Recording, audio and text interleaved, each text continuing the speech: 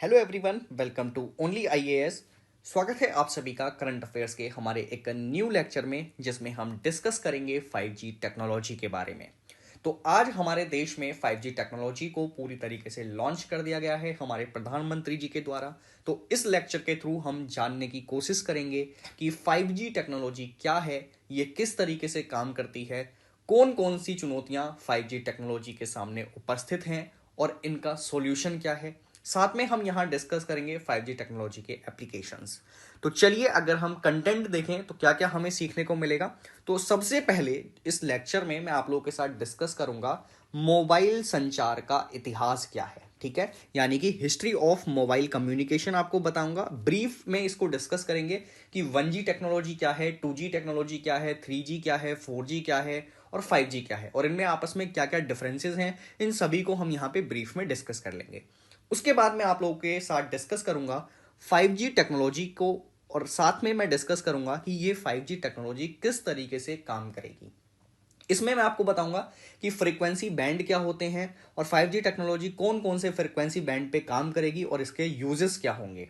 Then मैं आप लोगों के साथ डिस्कस करूंगा advantages and application of 5G technology. मतलब ये टेक्नोलॉजी जो 5G हमारे यहाँ लॉन्च हुई है, इसको हम कहाँ पे प्रयोग कर सकते हैं। देखिए, हमारा जो एग्जाम है यूपीएससी का, उसमें मेनली न्यू टेक्नोलॉजीज के एप्लीकेशन पर क्वेश्चंस पूछे जाते हैं। चाहे आपकी प्रारंभिक परीक्षा हो या मेंस परीक्षा हो, यहाँ पे आपका क्वेश्चन की बनने की संभावना सबसे ज्यादा होती है।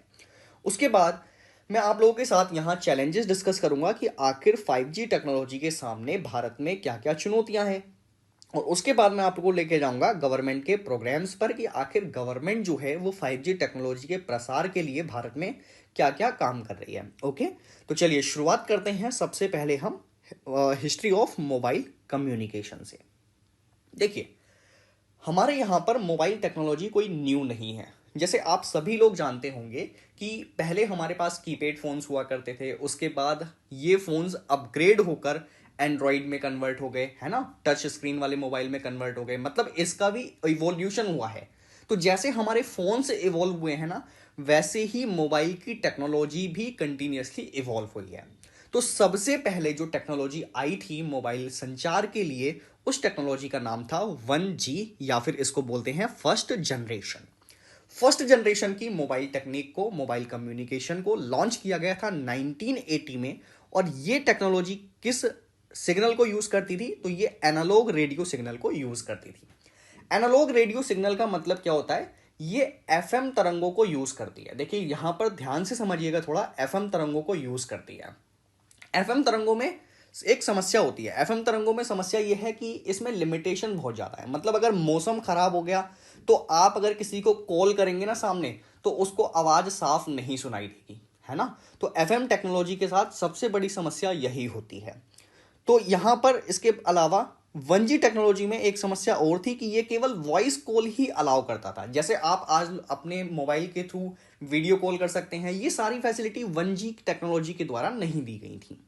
इसीलिए हमने क्या किया, एक टाइम के बाद इवॉल्व किया इस मोबाइल कम्युनिकेशन को, और हम पहुंचे 2G पर।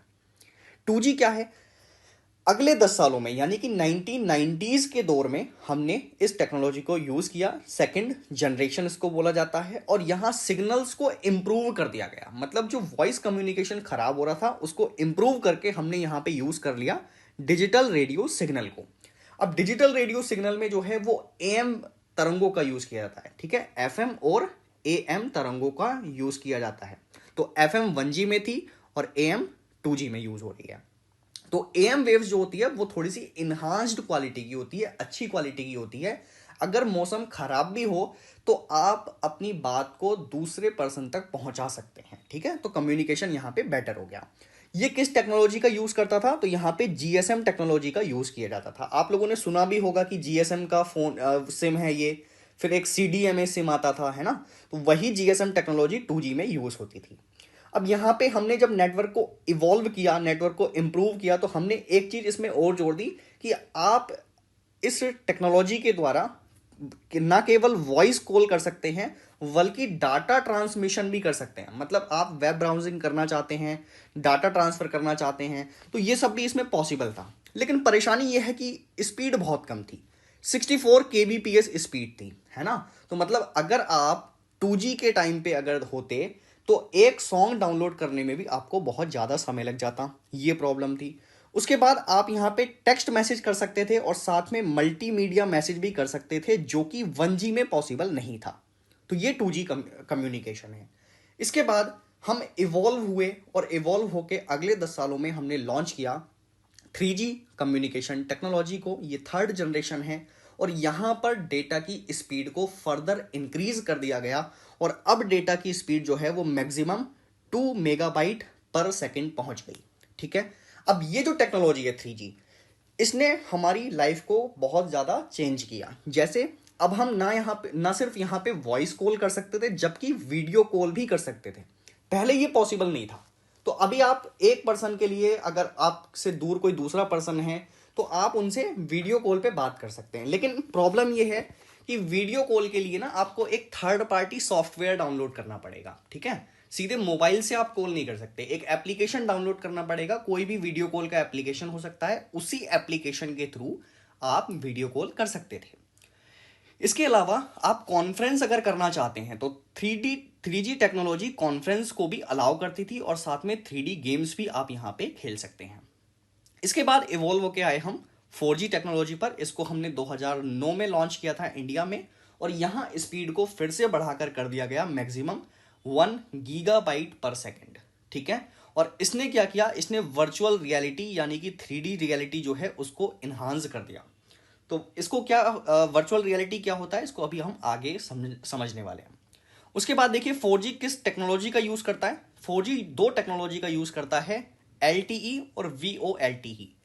LTE का मतलब होता है लॉन्ग टर्म इवोल्यूशन।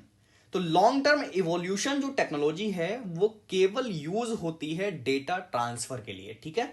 तो मतलब आप अगर डाटा ट्रांसफर करना चाहते हैं तो LTE के थ्रू वो हो सकता था। लेकिन आप सिर्फ 4G पर डाटा ट्रांसफर तो नहीं करते ना, आपको तो कॉल भी करनी होती है, आपको डेटा के थ्रू बात भी करनी होती है किसी पर्सन से, सामने वॉइस कॉल भी करनी होती है।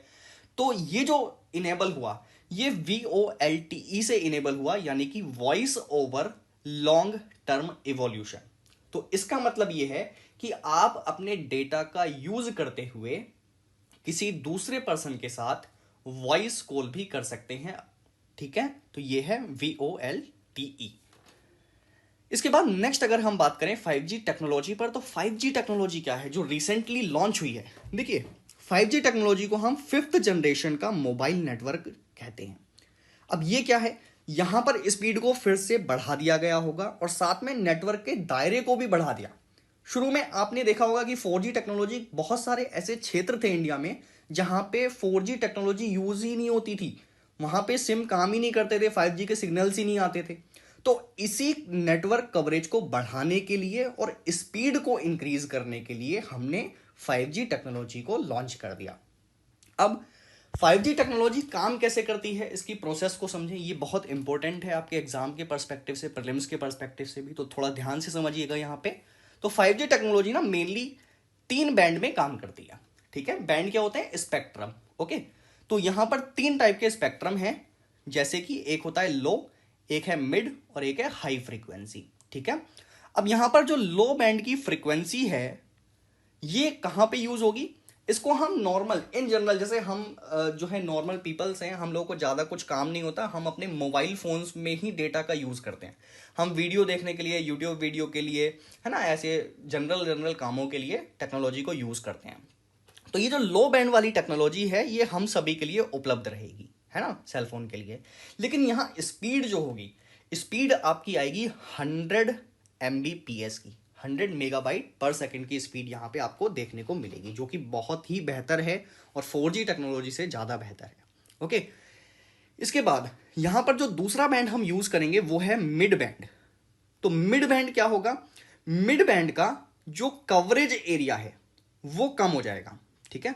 तो लो बैंड का मैंने यहाँ पे बताया, सॉरी बताना भूल गया मैं, कि इसका कवरेज एरिया सबसे ज़्यादा होता है और स्पीड भी बहुत ज़्यादा होती है, स्पीड 100 Mbps की होती है।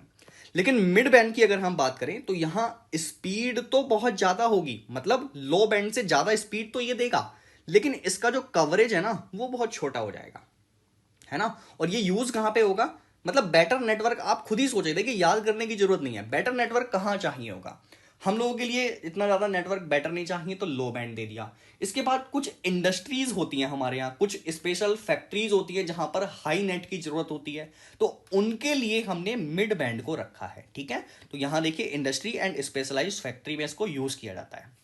इसके बाद यहां अगला है हाई, सॉरी यहां पर हाई बैंड कर लीजिएगा, ये थोड़ा सा गलती हो गई यहां पे।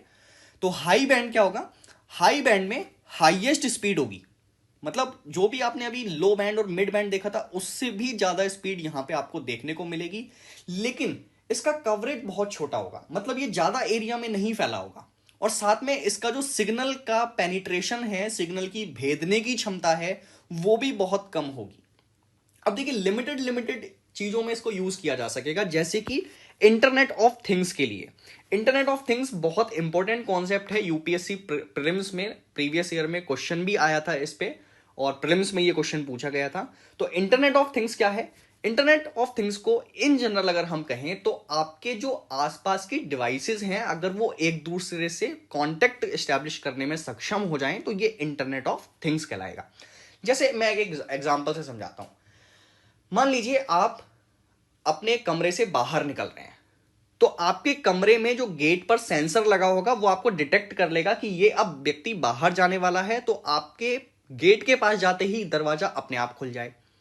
उसके बाद जैसे ही आप बाहर निकल जाएं दरवाजा अपने आप बंद हो जाए, और फिर दरवाजे के सेंसर जो हैं आपके फैन से कांटेक्ट करके फैन को ऑफ कर दें, आपके फैन जो है वो आपकी लाइट से कांटेक्ट एस्टैब्लिश करके लाइट को ऑफ कर दे। तो इसको हम कहते हैं इंटरनेट ऑफ थिंग्स, जहां पे डिवाइसेस आपस में कम्युनिकेट कर सकती हैं। ओके, उसके बाद हम इसको स्मार्ट टेक्नोलॉजी जैसे कि आर्टिफिशियल इंटेलिजेंस हो गया, क्लाउड कंप्यूटिंग हो गया, ऐसे ऐसे लिमिटेड क्षेत्रों के लिए इस हाई बैंड को यूज करेंगे। ओके, तो ये है 5G टेक्नोलॉजी के 3 बैंड जो आपको ध्यान में रखने हैं, और इनके एप्लीकेशंस कहां कहां हैं ये आपको अच्छे से ध्यान में रखना है।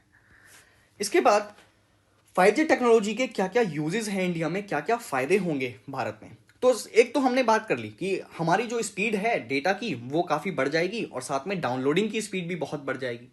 उसके अलावा यहां लो लेटेंसी है, मतलब लेटेंसी बहुत कम होगी। देखिए लेटेंसी का मतलब क्या होता है, लेटेंसी का मतलब ये होता है कि अगर मैं किसी व्यक्ति के साथ वीडियो कॉल पर हूं या नेटवर्क के थ्रू ऑडियो कॉल पर बात कर रहा हूं, तो मेरी आवाज सामने वाले पर्सन तक पहुंचने में जितना टाइम ट्रेवल करेगी, जितना बीच में समय लेगी, उसको कहते हैं लेटेंसी। तो फास्ट लेटेंसी या फिर लोअर लेटेंसी होने का मतलब क्या होता है, लोअर लेटेंसी का मतलब होता है कि मेरी आवाज कुछ ही फ्रैक्शन ऑफ सेकंड में सामने वाले पर्सन तक पहुंच जाएगी, इसमें कोई डिले नहीं होगा। तो जितनी लो लेटेंसी उतनी ही बेटर कम्युनिकेशन की क्षमता है ना, उतनी ही फास्ट आप कम्युनिकेट कर पाएंगे। तो 5G टेक्नोलॉजी से बहुत कम हो जाएगी लेटेंसी। इसके अलावा इसके यूजेस कहां हो सकते हैं, हेल्थ केयर में हम इसका यूज कर सकते हैं। देखिए हेल्थ केयर में कैसे यूज करते हैं, 5G टेक्नोलॉजी के आने के बाद फास्टर कम्युनिकेशन हो जाएगा, तो डॉक्टर्स को हेल्प हो जाएगी यहां अपने पेशेंट का डाटा रखने में। मतलब पेशेंट को अगर कोई प्रॉब्लम है वो जस्ट अपने मोबाइल के थ्रू अपने डॉक्टर से कम्युनिकेशन इस्टेब्लिश कर सकता है, डॉक्टर जो है उसको उसकी प्रॉब्लम्स हैं उसको सॉल्व कर सकते हैं कम्युनिकेशन के थ्रू ही। तो ये फास्टेस्ट नेटवर्क के थ्रू ही पॉसिबल है। उसके बाद पब्लिक सेफ्टी में भी हम यहाँ पे इसको यूज कर सकते हैं। पब्लिक सेफ्टी में कैसे यूज कर सकते हैं, मान लीजिए किसी पर्सन को कोई पर्सन किसी एक एरिया में जाकर फंस जाए और उसको कोई गुंडे घेर लें, ये एक जनरल सा एग्जांपल ले रहा हूं। अब उसको इमरजेंसी कांटेक्ट एस्टैब्लिश करना है, इमरजेंसी नंबर पे कॉल लगाना है, तो आपका नेटवर्क जितना तेज होगा इमरजेंसी नंबर पर आप उतना ही फास्ट कॉल कर सकेंगे, कम्युनिकेशन एस्टैब्लिश होने में उतना ही कम समय लगेगा, और जैसे ही कम्युनिकेशन एस्टैब्लिश होगा इमरजेंसी सर्विस आपके पास पहुंच जाएंगी। तो पब्लिक सेफ्टी के लिए भी 5G टेक्नोलॉजी बहुत यूजफुल होने वाली है। इसके अलावा ऑटोनोमस व्हीकल, देखिए अभी क्या है, अभी हमारे पास जो व्हीकल है ना वो हम खुद चलाते हैं, लेकिन फ्यूचर में हमारे पास ऑटोनोमस व्हीकल होंगी जो स्वायत्त रूप से चलेंगी, अपने आप चलेंगी, है ना। तो इन टेक्नोलॉजी को यूज करने के लिए हमें 5G की जरूरत होगी। क्यों होगी, क्योंकि देखिए यहां पर क्या होगा ऑटोनोमस व्हीकल में, जैसे आप अपनी गाड़ी को लेकर चल रहे हैं रोड पर, तो फिर सामने एक सिग्नल आया, सिग्नल में लाइट जो है वो रेड हो गई, तो वो जो रेड लाइट हुई है ना वो आपकी कार से कांटेक्ट करेगी, कि देखो यहाँ पर लाइट जो है वो रेड हो गई है, आपको यहाँ रुकना है, स्टॉप होना है। तो आपको वहां पर ना अपने आप स्टॉप करने की जरूरत नहीं पड़ेगी। आपकी गाड़ी सिग्नल से कांटेक्ट करेगी, सिग्नल गाड़ी से कांटेक्ट करेगा और आपका जो व्हीकल है वो वहीं पे स्टॉप हो जाएगा। तो ये है ऑटोनोमस व्हीकल। तो इसके लिए ना बहुत फास्ट टेक्नोलॉजी की जरूरत है, वरना अगर टेक्नोलॉजी स्लो होगी तो पता लगा सिग्नल पहले रेड हो गया, आपकी गाड़ी सिग्नल पार कर गई, फिर सिग्नल एस्टेब्लिश हो रहा है कि अरे यहाँ पे रेड लाइट थी, हमें तो रुकना था, तो ये तो बहुत खराब हो जाएगी स्थिति। तो इसलिए फास्टेस्ट नेटवर्क की यहाँ पे जरूरत पड़ेगी। इसके बाद 5G टेक्नोलॉजी को हम यूज कर सकते हैं ई गवर्नेंस के लिए। ई गवर्नेंस में कैसे यूज करेंगे? गवर्नमेंट को अपनी स्कीम्स जनता तक पहुंचाने के लिए भी कम्युनिकेशन बेटर होना चाहिए, तो फास्टेस्ट कम्युनिकेशन 5G से एस्टैब्लिश होगा। इसके अलावा ई सुनवाई करना यानी कि ई हियरिंग, इसके लिए भी हम यहाँ पे यूज कर सकते हैं, क्योंकि आजकल देखिए कोर्ट में भी हियरिंग ऑनलाइन हो रही है। तो ई हियरिंग जैसी फैसिलिटीज को इन्हांस करने के लिए 5G टेक्नोलॉजी काफी हेल्प करेगी, है ना, फास्टेस्ट कम्युनिकेशन एस्टैब्लिश करेगी। उसके बाद गवर्नमेंट को ई नोटिफिकेशन अगर जारी करना होगा तो बहुत ही कम सेकंड्स में इस नोटिफिकेशन को जारी किया जा सकता है और जनता तक पहुंचाया जा सकता है। तो ई गवर्नेंस में इसके यूज हैं। उसके अलावा अदर एडवांटेजेस में अगर हम देखें तो ये virtual reality, augmented reality, internet of things, इन जैसी चीजों को काफी बेहतर करेगी, ठीक है, इनके एक्सपीरियंस को और ज्यादा बढ़ाएगी। अब मैं आपको यहाँ पे थोड़े से डिफरेंस बता देता हूँ, वर्चुअल रियलिटी क्या है, ऑगमेंटेड रियलिटी क्या है। छोटे छोटे वर्ड्स हैं ये जो बहुत इंपॉर्टेंट होते हैं, इसको भी समझ लीजिए। देखिए, वर्चुअल रियलिटी का मतलब होता है एक वर्चुअल दुनिया। मतलब आपके जो आंख है ना, आंखों के ऊपर एक डिवाइस लगा दिया जाएगा और आप ये फील ही नहीं कर पाएंगे कि आप हैं कहाँ पे, आप एक अलग दुनिया में फील करेंगे अपने आप को, ठीक है। तो वर्चुअल रियलिटी का मतलब होता है इस दुनिया से, जो भौतिक दुनिया आपके आसपास है, यहां से आपका कट ऑफ हो जाएगा और आप एक नई दुनिया में ही अपने आप को महसूस करेंगे। ये वर्चुअल रियलिटी होता है। उसके बाद है ऑगमेंटेड रियलिटी। तो सर ऑगमेंटेड रियलिटी क्या है? ऑगमेंटेड रियलिटी को हम एक एग्जांपल से समझ सकते हैं, जैसे कि स्मार्ट लेंस, है ना। स्मार्ट लेंस में क्या होता है, आप अपनी भौतिक दुनिया को तो देख रहे हैं, आपको सब कुछ दिखाई दे रहा है, आपको टेबल दिखाई दे रही है, आपको चेयर दिखाई दे रहा है, अपना रूम दिखाई दे रहा है, लेकिन आपके जो स्मार्ट लेंस आपकी आंखों पर लगे हुए हैं, वहां पे आपको अपने नोटिफिकेशंस भी दिखाई दे रहे होंगे, है ना। तो ये वाली जो रियलिटी है उसको हम कहते हैं ऑगमेंटेड रियलिटी, ठीक है। उसके बाद इंटरनेट ऑफ थिंग्स मैं आप लोगों को समझा ही चुका हूं, ठीक है। तो ये हम यहाँ पे 5G के थ्रू यूज कर सकते हैं। उसके बाद 5G technology machine to machine communication में भी हेल्प करेगा। मशीन टू मशीन कम्युनिकेशन क्या होता है? मशीन टू मशीन कम्युनिकेशन में वही है, एक मशीन दूसरी मशीन से इंटरेक्शन कर रही होगी, चाहे ये वायर्ड हो चाहे वायरलेस हो, डजेंट मैटर। एक मशीन अगर दूसरी मशीन से कांटेक्ट एस्टैब्लिश करने में सक्षम है तो इसको मशीन टू मशीन कम्युनिकेशन कहते हैं। तो 5G टेक्नोलॉजी आने से ये कम्युनिकेशन बहुत फास्ट हो जाएगा, एक मशीन दूसरे मशीन से कम्युनिकेट करने में बहुत ही कम समय लेगी, जो 5G के थ्रू ही संभव है। इसके बाद 5G टेक्नोलॉजी के सामने चैलेंजेस क्या है? देखिए, 5G के सामने जो सबसे बड़ा चैलेंजेस है ना, वो लो फाइबराइजेशन है। मतलब हमारे यहाँ देखिए, 5G नेटवर्क को आप अगर यूटिलाइज करना चाहते हैं तो आपके पास फाइबर जैसी सुविधा होनी चाहिए, लेकिन हमारे यहाँ जो फाइबर है ना, फाइबर जो केबल हैं, उनका नेटवर्क बहुत ही कम है। अगर हम कंपेयर करें बड़े बड़े कंट्रीज से, जैसे अमेरिका से, चाइना से, तो उनकी तुलना में हमारे यहाँ फाइबर नेटवर्क बहुत ही कम एरियाज में बिछाया गया है। तो ये एक अलग चैलेंज है। तो 5G को अगर आपको पूरी तरीके से यूज करना है, आपको ज्यादा से ज्यादा फाइबराइजेशन करना पड़ेगा, ठीक है। तो ये एक प्रॉब्लम आ रही है। और इंडिया में डाटा आप यहां पे देख लीजिए, केवल 30% ही फाइबराइजेशन हुआ है नेटवर्क का, ओके। तो अगर आपको बेटर कम्युनिकेशन चाहिए तो कम से कम इसको डबल करना पड़ेगा, 60 to 70 तक आपको ले जाना पड़ेगा, तभी आप 5G टेक्नोलॉजी को बेटर यूज कर पाएंगे। इसके अलावा एक अगली प्रॉब्लम आ रही है, हाई स्पेक्ट्रम प्राइसिंग। हमारे इंडिया में जिन कंपनीज ने 5G स्पेक्ट्रम खरीदा है ना, उन्होंने इसके लिए बहुत ज़्यादा पैसे पे किए हैं, ठीक है। और बहुत ज़्यादा पैसे अगर हम बात करें तो ये कंपैरिजन कर रहा हूं मैं और कंट्रीज के साथ, जैसे अमेरिका हो गया या डेवलप्ड कंट्रीज हो गई और भी, उनसे अगर हम कंपेयर करें ना, हमारे यहाँ प्राइसिंग बहुत ज़्यादा है। और अगर मोबाइल कंपनियों ने स्पेक्ट्रम को ज़्यादा पैसों में खरीदा है तो वो हमें सस्ते में तो 5G सुविधाएं नहीं देंगे। इसका मतलब अगर आप 5G यूज़ करना चाहते हैं तो मोबाइल जो कंपनीज हैं उनको आपको ज़्यादा पैसे पे करने पड़ेंगे, तभी आप इसको यूज़ कर पाएंगे। लेकिन हर किसी इंसान के पास इतने अफोर्डेबल मनी तो है नहीं कि वो 5G सुविधाओं का लाभ उठा सके। तो ये एक बड़ा चैलेंज आएगा इंडिया में। उसके बाद रेगुलेटरी रिस्ट्रिक्शंस हैं हमारे यहाँ, ठीक है। रिस्ट्रिक्शंस क्या है? अभी तो हमारे यहाँ 4G टेक्नोलॉजी शुरुआती हुई थी, और आज भी आप देखें तो 4G टेक्नोलॉजी कई एरिया में तो काम ही नहीं करती, वहां पे सिग्नल्स ही नहीं आते। तो आप जो 4G टेक्नोलॉजी यूज कर रहे हैं अभी तो उसी को यूटिलाइज नहीं कर पा रहे हैं, और आपने 4G को यूटिलाइज किए बिना ही 5G टेक्नोलॉजी यूज कर दी। तो 5G टेक्नोलॉजी यूज करने में अब फिर से मोबाइल कंपनीज के ऊपर प्रेशर आ गया कि फाइबराइजेशन करो, न्यू टेक्नोलॉजीज को इवॉल्व करो 5G को यूज करने के लिए। तो कंपनीज के ऊपर एक बर्डन बन जाता है, ठीक है। तो ये एक बड़ी प्रॉब्लम आएगी। उसके बाद कंपनीज के पास जो है वो फ्लो ऑफ कैश की बड़ी कमी है, मतलब उनके पास पैसों की कमी है, क्योंकि वो 4G, जैसा कि मैंने अभी बताया, वो 4G टेक्नोलॉजी को यूज ही नहीं कर पाए। जो उन्होंने पैसा लगाया था 4G टेक्नोलॉजी के लिए वो उसी को वसूल नहीं कर पाए हैं। तो 5G टेक्नोलॉजी के लिए अब उनको और पैसा चाहिएगा, अब पैसे की उनके पास कमी है। तो 5G टेक्नोलॉजी को आगे बढ़ाने में ये एक बड़ी प्रॉब्लम आएगी, ठीक है। इसके बाद अब हम बात कर लेते हैं गवर्नमेंट के कुछ प्रोजेक्ट्स की, कि आखिर गवर्नमेंट ने 5G टेक्नोलॉजी के लिए क्या क्या कदम उठाए हैं। देखिए, दो इंपॉर्टेंट प्रोजेक्ट्स की मैं यहाँ पे आपको ब्रीफ में डिस्कशन करना चाहता हूँ, क्योंकि अगर मैं इसको डिटेल में डिस्कशन करूंगा तो ये बहुत ज़्यादा बड़े हो जाएंगे। तो देखिए, एक प्रोजेक्ट है गवर्नमेंट का भारत नेट प्रोजेक्ट, ठीक है। अब भारत नेट प्रोजेक्ट का ऑब्जेक्टिव क्या था? हमारे देश के जो 2,50,000 ग्राम पंचायत हैं उनको फाइबर कनेक्टिविटी से जोड़ना, ये भारत नेट प्रोजेक्ट का ऑब्जेक्टिव था।